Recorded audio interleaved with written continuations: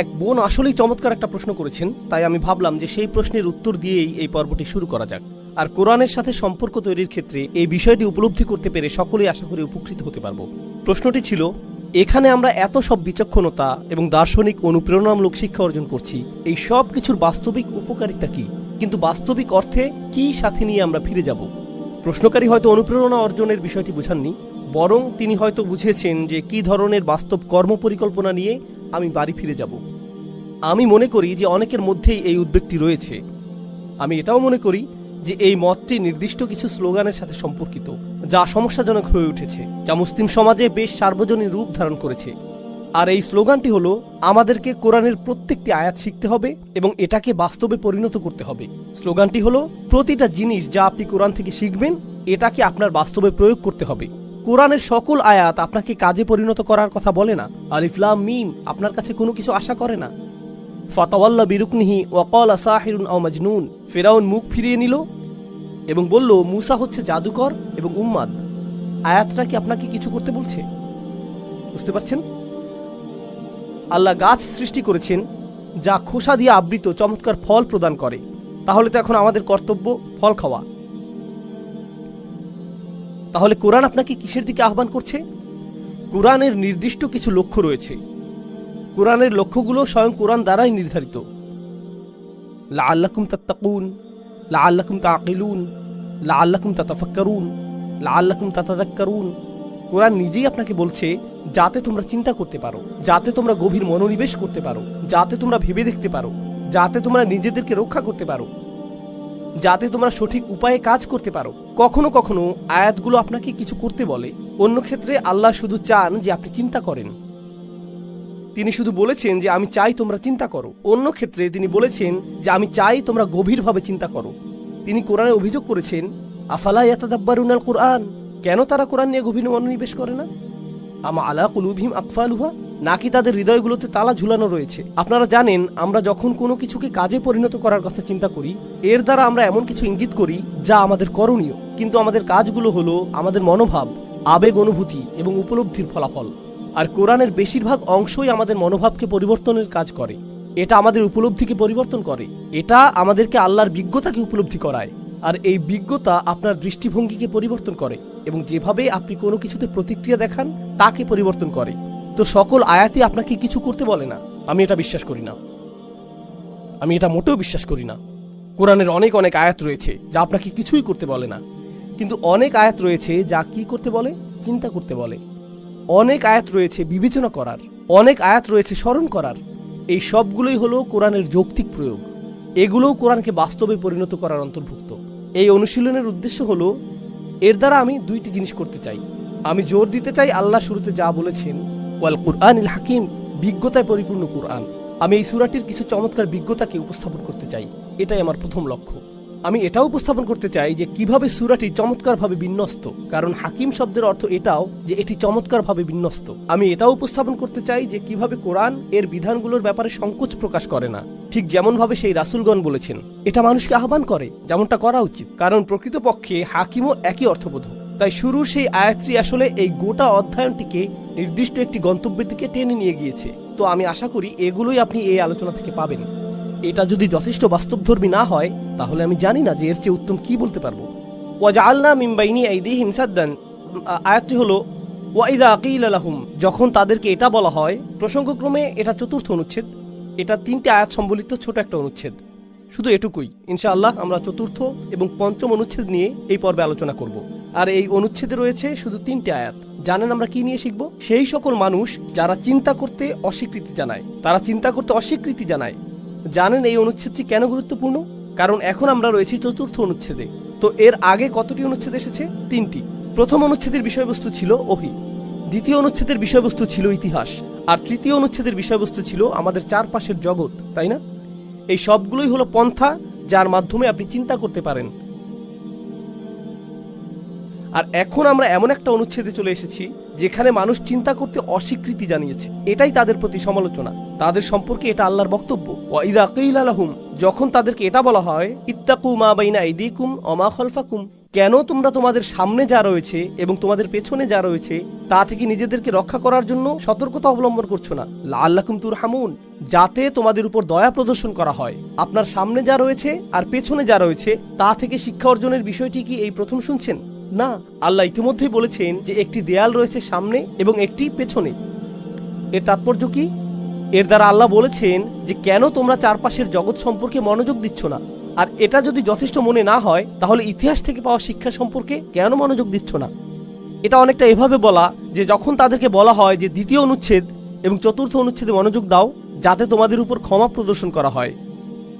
এখন আপনি যখন কাউকে এভাবে বলেন, যখন তাদেরকে বলা হয় এরকম, পরের অংশে আপনি কি আশা করেন?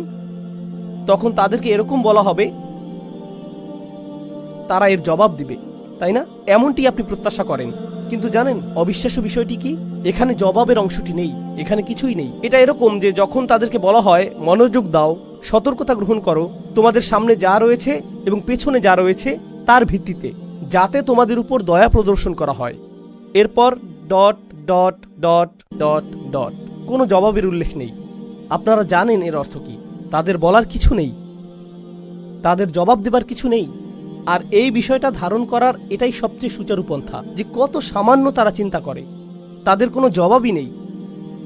আর তাই এটা যখন জবাবহীন রয়ে গেল, আল্লাহ সামনে এগিয়ে গিয়ে বললেন, ওমা তাতিহিম মিন আয়াতিম মিন আয়াতি রব্বিহিম, তাদের প্রভুর সকল আয়াতগুলোর মধ্য থেকে একটি আয়াত।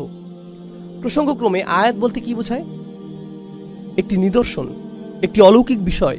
তাদের রবের যে কোনো আয়াতের মধ্য থেকে একটি আয়াত নেই, ইল্লা কানু আনহা মুরিদিন, যা তারা জেনে শুনে উপেক্ষা করে না। প্রসঙ্গক্রমে সৃষ্টি জগৎ হলো আল্লাহর আয়াত, ইতিহাস হলো আল্লাহর আয়াত, কিন্তু এছাড়াও কোনটি আল্লাহর আয়াত? ওহী।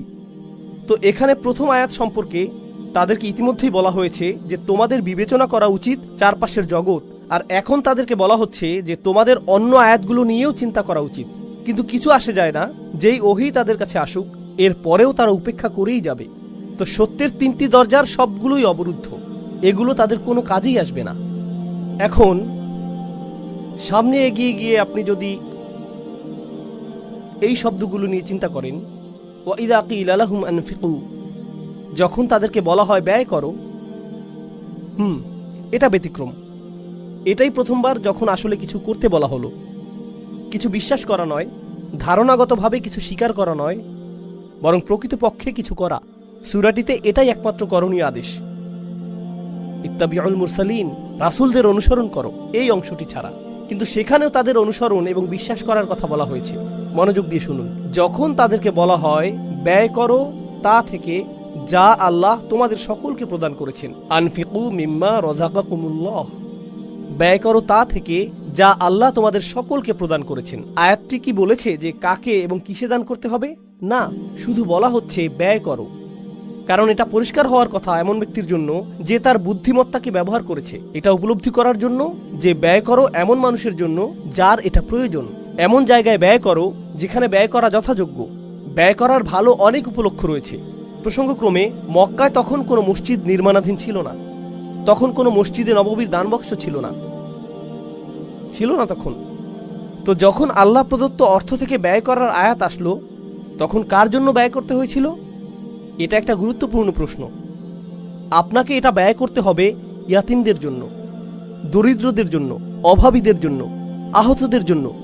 কিন্তু এই ইয়াতিমরা, দরিদ্ররা, অভাবীরা এবং আহতরা তারা কি মুসলিম ছিল নাকি অমুসলিম? মক্কায় এরা কি ছিল? কোরআন আসলো এবং এই লোকদের তাদের নিজেদের লোকদের জন্য ব্যয় করতে বলল। নিজের সমাজের যত্ন নাও।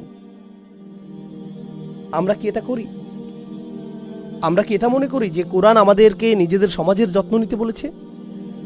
নিজের সমাজের যত্ন নাও।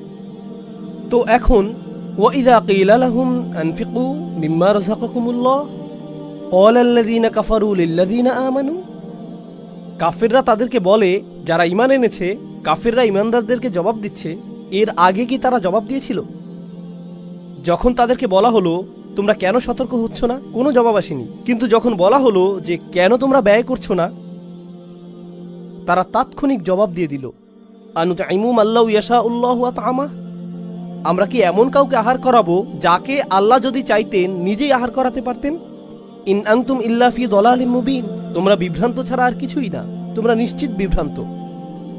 যখন আপনি ঈমান নিয়ে কথা বলেন, যখন আপনি সৃষ্টিকর্তায় বিশ্বাস নিয়ে কথা বলেন, যখন আপনি পরকাল নিয়ে কথা বলেন, তারা জবাব দেওয়ার প্রয়োজনও বোধ করে না। যখন আপনি তাদের অর্থ ব্যয় নিয়ে প্রশ্ন করেন, তখন তারা উত্তেজিত হয়ে ওঠে, কারণ এটা ঘরের ভিতর আঘাত হানছে। ঈমান, পরকাল নিয়ে ধারণাগুলো তাদের কাছে দার্শনিক মতবাদ বলে মনে হয়। এগুলো হোকাস পোকাস। এগুলো যেটাই হোক, তাতে কার কি আসে যায়? আপনি তাদের অর্থ নিয়ে, তাদের চালিকা শক্তি নিয়ে সমালোচনা করেন, এতে তারা উত্তেজনায় ফেটে পড়ে এবং বলে, তুমি আমাকে খরচ করতে বলছো? তো এখানে আমরা শিখছি যে ব্যবহারিক বিষয়গুলোর কারণেও ইসলামকে প্রত্যাখ্যান করা হয়ে থাকে। তারা অবধারিতভাবে ইসলামের ধারণাকে এজন্য প্রত্যাখ্যান করছে না যে এটা বিশ্বাস করা তাদের জন্য কঠিন যে ওহী অবতীর্ণ হয় অথবা একজন সৃষ্টিকর্তা রয়েছেন, বরং যেটা মেনে নেওয়া আসলেই কঠিন তা হলো আমাকে হয়তো ব্যবহারিক জীবনের কিছু পরিবর্তন আনতে হবে। যেমন আমাকে হয়তো এমন জায়গায় খরচ করতে হতে পারে যে ক্ষেত্রে আমি সাধারণত খরচ করি না। অর্থ অনেক বড় একটা সমস্যা। লাইটটা জ্বালানোর জন্য ধন্যবাদ, এটা উপকারে এসেছে। অন্ধকারে এখানটা অনেক বেশি রোমান্টিক হয়ে গিয়েছিল।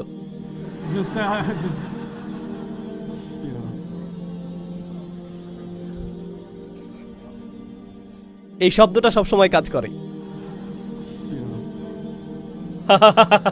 রোমান্টিক শব্দটি আমার প্রিয়। জানেন এটা দিয়ে কি বোঝাচ্ছে? যখন তারা বলে যদি আল্লাহ ইচ্ছা করতেন তিনিই তাদেরকে আহার করাতে পারতেন, কেন তাদেরকে আমরা আহার করাবো? কেউ কেউ বলেছেন যে তারা এখানে তাকদীর নিয়ে প্রশ্ন তুলেছে। এখানে যা ঘটেছে তা হলো, তোমরা এই সৃষ্টিকর্তা সম্পর্কে বলছো যিনি সকলের প্রয়োজন পূরণ করেন, যিনি সকল ফলমূল প্রদান করেছেন, সকল গাছগাছালি দান করেছেন, আর সমুদ্রের সকল জাহাজ সৃষ্টি করেছেন, তিনি এই সকল কিছু করেছেন। তাহলে তিনি নিজে কি এই দরিদ্রদেরকে আহার করাতে পারেন না? যাও তাকে গিয়ে জিজ্ঞেস করো। তোমরা সবাই বিভ্রান্তিতে পড়ে আছো। এটা অহংকারের সর্বোচ্চ সীমা। আর এই তিনটি আয়াতে আল্লাহ আমাদের বলছেন আমাদের প্রতিক্রিয়া মূলত দুই ধরনের। প্রথমত, তাদের কোনো জবাব নেই। দ্বিতীয়ত, আপনি যা বলেন তারা এর সবটুকুই উপেক্ষা করে। আর যদি তারা জবাব দেয়ও, তারা সবচেয়ে জঘন্য, অহংকারী, অবাধ্য ধরনের জবাবই দেয়, কোনো ধরনের যুক্তিবুদ্ধি ছাড়াই। এরই মোকাবেলা এখন আপনি করছেন। আর আপনি তাদেরকে জিজ্ঞাসা করার পরিবর্তে এখন তাদেরই কথা বলার পালা, যেটা আমাদেরকে পঞ্চম অনুচ্ছেদে নিয়ে যাচ্ছে। ওয়ায়াকুলুনা মাতা হাযাল ওয়াদু ইন কুনতুম সাদিকিন, তারা বলে কখন এই প্রতিশ্রুতি আসবে, যে প্রতিশ্রুতির ব্যাপারে তোমরা আমাদের বলেই যাচ্ছ? কখন এটা আসবে যদি আসলেই তোমরা সত্য বলে থাকো?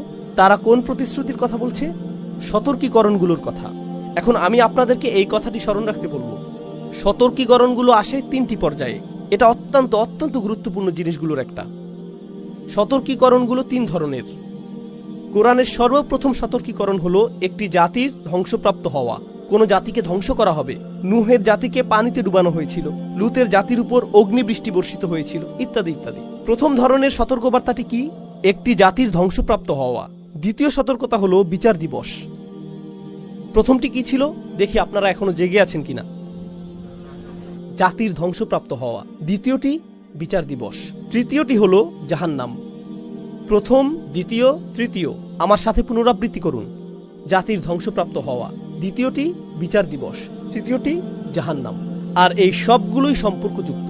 অন্য কথায়, আপনি যদি সেই জাতিগুলোর একটি হন যারা এখানে ধ্বংসপ্রাপ্ত হয়েছে, তাহলে আপনি আসলেই কঠিন সময় পার করবেন বিচার দিবসে। আর সেটাকেও অবকাশ যাপনের মতো মনে হবে কিসের তুলনায়? জাহান্নামের তুলনায়। তো এই সবগুলোই আসলে একটি প্রতিজ্ঞার অংশ। ও, লাইটগুলো আবার বন্ধ হয়ে যাচ্ছে। যাই হোক, বোধহয় আর জ্বলবে না। ওহ মাই গড, থামুন। ইতিমধ্যে উনি না করে দিয়েছেন।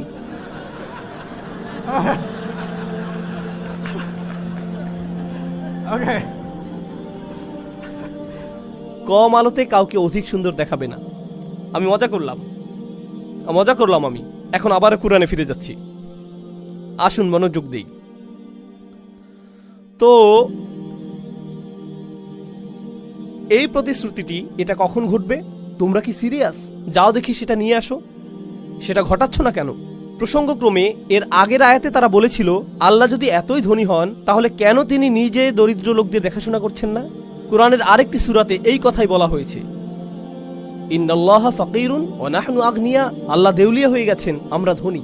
আল্লাহ বলেছেন সানাকতুবু মা ক্বালু, আমরা লিখে রাখবো যা তারা বলে। এটা কোরআনের স্বাভাবিকতার ব্যতিক্রম বর্ণনাগুলোর একটি। আল্লাহ লিখে রাখবেন যা তারা বলে, লিখে রাখবেন তাদের উক্তি। সেই উক্তিটি কি?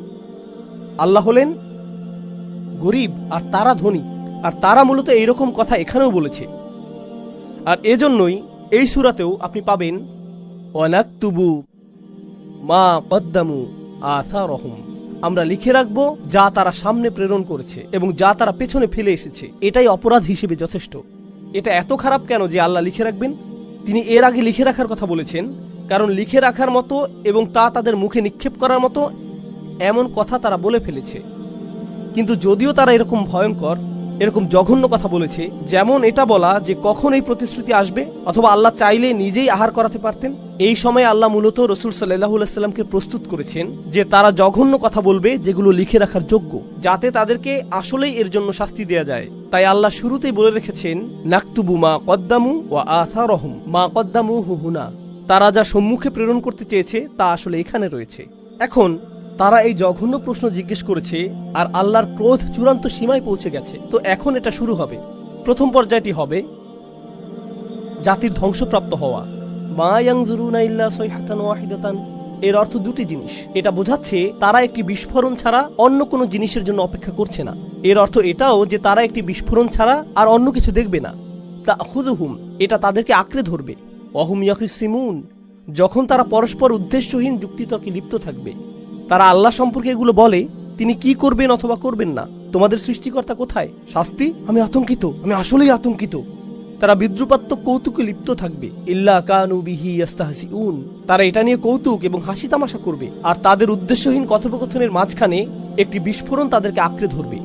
কিন্তু বিস্ফোরণের কথা আল্লাহ এই প্রথম বলছেন না, তাই না? যখন আল্লাহ ইতিহাসের শিক্ষা নিয়ে বলেছেন, যেখানে সেই জাতিটিতে ৩ জন রাসূল এসেছিলেন আর সেখানে একজন ইমানদারও ছিলেন, তখন তিনি বলেছিলেন ইনকানাত ইল্লা সাইহাতান ওয়াহিদাতান ফাইযা হুম খামিদুন, এটা শুধু একটি বিস্ফোরণ ছাড়া আর কিছুই ছিল না। আল্লাহ এখন বলছেন সেটা এখন আর ইতিহাসের শিক্ষা নয়, বরং এটাই তোমাদের ভবিষ্যৎ হয়ে যেতে পারে। আমি ইতিহাসের পুনরাবৃত্তি করব, আমি শুধু ঘটনা বলার জন্য ইতিহাস বর্ণনা করি না। আল্লাহ আমাদের বলেছেন অহুম ইয়াখিসিমুন, তারা উদ্দেশ্যহীন কোনো কথোপকথনের মাঝে লিপ্ত থাকবে। প্রসঙ্গক্রমে কেন সেই জাতিটি ধ্বংসপ্রাপ্ত হয়েছিল? সর্বশেষ কোন ঘটনাটি আযাব নিয়ে এসেছিল? তারা সেই ইমানদারকে হত্যা করেছিল। কিন্তু এখন কুরাইশদের ক্ষেত্রে বিচার দিবস সম্পর্কে এরকম জঘন্য ভাষায় তাদের প্রশ্ন উত্থাপন করাই ছিল যথেষ্ট। যদিও তারা এখনো কাউকে হত্যা করেনি, শুধু এতটুকুই যথেষ্ট। যার ফলে আল্লাহ বলেছেন যে আমি হয়তো এখনই তাদেরকে শেষ করে ফেলবো। ফালা ইয়াস্তাতিউনা তাওসিয়াতান, আর আমি যদি তাদের শেষ করে দেই তারা কোনো উইল করে যেতে পারবে না। তাওসিয়া উইল অর্থে ব্যবহৃত হয়। তাওসিয়া শব্দটি কোরআনে সদুপদেশ অর্থেও ব্যবহৃত হয়েছে। উইল করে রেখে যাওয়া এবং সদুপদেশ দেয়া উভয় অর্থেই। এখন আপনি কার জন্য উইল করে রেখে যান? আপনাদের থেকে কেউ বলুন আপনার সন্তানের জন্য, আপনার সন্তানের জন্য, যাদের ভবিষ্যতের জন্য আপনার অনেক আশা থাকে, যার কারণে আপনি তাদেরকে জাহাজে তুলে দেন। আগে এটা নিয়ে আলোচনা করেছি। এখন আল্লাহ বলছেন আমি তোমাদের জন্য একটি বিস্ফোরণ ঘটাবো, আর তোমাদের কথোপকথনের মাঝখানে তোমরা ধ্বংসপ্রাপ্ত হবে। তোমাদের সন্তানদের কাছে ছুটে গিয়ে সদুপদেশ প্রদানের সুযোগও পাবে না। তোমরা কোনো উইল রেখে যেতেও সক্ষম হবে না। আর তারা গিয়ে একথা বলতেও সক্ষম হবে না যে ও আমার সন্তান, নিজেকে রক্ষা করো, আমি অবাধ্যতা করেছি আর আল্লাহ আমাকে শাস্তি দিয়েছেন, সতর্ক হও। ওয়ালা ইলা আহলিহিম ইয়ারজিউন, তারা তাদের পরিবারের কাছে ফিরে যাবে না। হামালনা যুররিয়াতাহুম, তাদের সন্তানদের উপর আশা পোষণ করার এই ধারণাটি এখন জোরালো হলো। অনুফিখা ফিস-সূর, তো সেটা ছিল জাতির ধ্বংসপ্রাপ্ত হওয়া একটা বিস্ফোরণ। এতে তারা ধ্বংসপ্রাপ্ত হবে। তাদের পরিবারগুলোকে সতর্ক করার অথবা শেষ বিদায় জানানোর সুযোগও তারা পাবে না। এর ঠিক পরেই এসেছে অনুফিখা ফিস-সূর, এর পরেই সিংহায় ফু দেয়া হবে। সিংহায় ফু দেয়া হবে, এটাকে সিংহাতে ফু দেয়া হবে, এটাই আক্ষরিক অনুবাদ। এটাকে অর্থাৎ বর্ণনার অতীত কোনো কিছুকে সিংহাতে ফু দেয়া হবে। ফাইযা হুম মিনাল আজদাস, তখন আকস্মিকভাবে নিশ্চিহ্ন কবর থেকে ইলা রব্বিহিম ইয়ানসিলুন, তারা ছুটে আসতে থাকবে প্রজন্মের পর প্রজন্ম। ইয়ানসিলুন অর্থ দ্রুত ছুটে আসা। আসরা ইলা মাকান, নাসালা অর্থ দ্রুত ছুটে আসা, কিন্তু এটা নাসিলের সাথে সম্পর্কযুক্ত। অন্য কথায় তাদের একাধিক প্রজন্ম একসাথে ছুটে আসবে তাদের রবের দিকে। আল্লাহ ইতিমধ্যে এটা বর্ণনা করেছেন, যখন তিনি ইতিহাস থেকে শিক্ষাদান শেষ করেছিলেন তখন তিনি বলেছিলেন তাদের সকলকেই একত্রে জড়ো করা হবে। আর এখন তিনি বলছেন যে তাদের সকল প্রজন্মকে একসাথে জড়ো করা হবে। আর তিনি এখানে আজদাস শব্দটি উল্লেখ করেছেন, কুবুর নয়। আজদাস অথবা একবচনে জাদাস, এর অর্থ চিহ্নহীন কবর। আপনি হয়তো এর উপর দিয়ে হেঁটে যাচ্ছেন, আপনি জানেনও না যে এর নিচে কেউ সমাহিত অবস্থায় রয়েছে। যদি আমি তোমাদের ধ্বংস করে দেই, আর তারা তাদের প্রভুর দিকে ছুটে আসবে, অলু ইয়া ওয়াইলানা, তারা বিচার দিবসে জেগে উঠবে, এই চিহ্নহীন কবরগুলো থেকে বেরিয়ে আসবে আর তাদের রবের দিকে ছুটে আসবে। ইহকালে তারা তাদের রব থেকে দূরে ছুটে যাচ্ছে, আর তখন তারা তাদের রবের দিকে ছুটে যাবে, কারণ এখন তাদের কাছে আর কোনো বিকল্প নেই। তারা জেগে উঠবে। যখন তারা কবর থেকে জেগে উঠবে, অদ্ভুত কথা বলতে থাকবে। তারা বলবে, ইয়া ওয়াইলানা, এর চেয়ে খারাপ আর কিছু হতে পারে না। সকল শাস্তির মধ্যে নিকৃষ্ট যা সম্ভব তাকে বলা হয় ওয়াইল। তো যখন তারা জেগে উঠবে আর বিচার দিবসের সূচনা প্রত্যক্ষ করবে, তারা বলবে, এর চেয়ে খারাপ কিছু আমি কল্পনা করতে পারি না। আমি কল্পনা করতে পারি না, এটা কি আসলেই সবচেয়ে খারাপ? শীঘ্রই পার্টি শুরু হতে যাচ্ছে। মাম্বাসানা মিম্মার কদিনা, কে আমাদেরকে ঘুম থেকে জাগিয়ে তুলল? যে স্থানে আমরা ঘুমিয়েছিলাম, সেই সময়ে আমরা ঘুমিয়েছিলাম। তারা আক্ষরিকভাবেই বলবে, কে আমাদেরকে নিদ্রা থেকে জাগ্রত করলো? জানেন কেন এটা গুরুত্বপূর্ণ? কারণ রাসূলগণ এসেছিলেন মানুষকে নিদ্রা থেকে জাগ্রত করার জন্য, কিন্তু মানুষ সম্পূর্ণরূপে অসচেতন ছিল। কারণ আপনি যখন অসচেতন থাকেন, আপনি তখন গাফেল। আর একজন গাফেল ব্যক্তি হলো সেই মানুষের মতো যে ঘুমাচ্ছে, সে আসলে মৃত মানুষের মতো। এটা ইতিমধ্যে এর আগেই প্রতিষ্ঠিত হয়েছে। প্রথমবার আল্লাহর রাসূলদের দ্বারা তোমাদেরকে জাগিয়ে তোলা হয়েছিল, এইবার স্বয়ং আল্লাহ তোমাদের জাগিয়ে তুলেছেন। এটাই পার্থক্য। তো তারা বলবে, কে আমাদেরকে জাগিয়ে তুলল? এই কথা তারা বলবে কারণ যারাই তাদেরকে এর আগে জাগ্রত করতে চেয়েছিলেন তারা সফল হননি। তো কোন সেই শক্তি যে আমাদেরকে এখন জাগ্রত করেছে? মিম্মার কদিনা হাদা মা ওয়াদার রহমান। আর রহমান কি এর প্রতিশ্রুতি দিয়েছিলেন? হাদা মা ওয়াদার রহমান, রহমান এর প্রতিশ্রুতি দিয়েছিলেন। তারা আর রহমান শব্দটি ব্যবহার করবে কারণ রাসূলগণ তাদেরকে আহ্বান করতেন আর রহমানের দিকে, কারণ তারা আর রহমানকে নিয়ে উপহাস করত। কিন্তু এখন আমরা জানতে পারলাম অবশেষে তারা বাণীটির মর্মার্থ প্রকৃতপক্ষেই ভালোভাবে বুঝতে পেরেছে। এত ভালোভাবে যে যখন তারা বিচার দিবসে উত্থিত হবে, রাসূলদের দেয়া সকল প্রতিশ্রুতি তাদের স্মরণে আসবে, আর তখন তারা সকল রহস্যের মিলবন্ধন তৈরি করতে পারবে। অসদাকাল মুরসালুন, আর প্রেরিত রাসূলগণ সকলেই আসলে সত্য কথা বলেছিলেন, যার অর্থ বিষয়টা তোমাদের জানা, যার অর্থ তোমরা এটা যথেষ্ট ভালোভাবে শুনতে পেরেছ। তারা যা বলেছে ঠিক তাই ঘটেছে। Oh no! এখন আল্লাহ আমাদেরকে আরো সামনে নিয়ে যাচ্ছেন। ইন কানাত ইল্লা সাইহাতান ওয়াহিদাতান, তারা মাত্র বেরিয়ে এলো আর হঠাৎ আরো একটি বিস্ফোরণ ঘটল। ফাইযা হুম জামিউল লাদাইনা মুহদারুন, তারপর আকস্মিকভাবে তাদের সকলকেই আমার সামনে উপস্থিত করা হবে। অপরাধীদের সকলকে এখন একসাথে জড়ো করা হবে। ঐতিহাসিক সেই জাতির ধ্বংসের শেষেও কথা বলা হয়েছিল। এখন এটা বর্ণিত হয়েছে যেহেতু তোমাদেরকেও একত্রিত করা হবে, তোমাদেরকেও জড়ো করা হবে, তোমরাও তোমাদের প্রভুর সামনে দাঁড়াবে, সকলেই একসাথে সারিবদ্ধভাবে। মুহদর, মুহদর অর্থ এমন কেউ যাকে দিয়ে তার নিজের অবস্থা উপস্থাপন করানো হয়েছে। আহদরা অর্থ উপস্থাপন করা, উহদিরা অর্থ যাকে উপস্থাপন করা হয়েছে। তার হুদুর থাকতে হবে, তার নিজের অবস্থা উপস্থাপন করানো হয়েছে। বাংলায় বলতে গেলে তাকে হাজির হতে হবে। ইসকি হাজিরি লাগায় যায়। ওকে। তো এখন আপনি আল্লাহর সামনে উপস্থিত, আর আল্লাহ সকল মানুষের উদ্দেশ্যে কথা বলবেন। আতঙ্কিত এই অপরাধীরা যারা আর রহমানকে নিয়ে উপহাস করত, এখন তারা আর রহমানের সামনে উপস্থিত। আল্লাহ সরাসরি তাদের সাথে কথা বলছেন, আর তিনি তাদেরকে বলছেন, ফালিয়াউমা, আজ, লা তুযলামু নাফসুন শাইআ, কারো উপর কোনো ধরনের অন্যায় করা হবে না।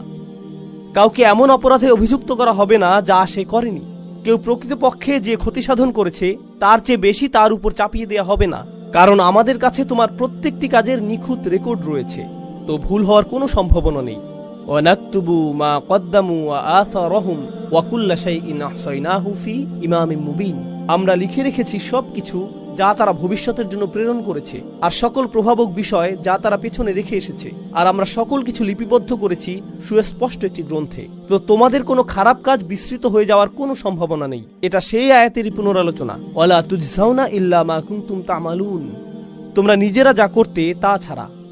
তোমাদের ভিন্ন কোনো প্রতিদান প্রদান করা হবে না, তোমাদের কৃতকর্মের পূর্ণ প্রতিদান দেয়া হবে। এটা উল্লেখ করে আল্লাহ প্রসঙ্গ পরিবর্তন করেছেন। এই তাদের অবস্থা, তাদের কি ঘটবে তা এখনই বিস্তারিত জানার প্রয়োজন নেই। হয়তো এদের সাথে অন্য আরো বিষয় ঘটছে, কিন্তু আল্লাহ তাদের প্রসঙ্গের উপর পজ বাটন চেপে দিলেন।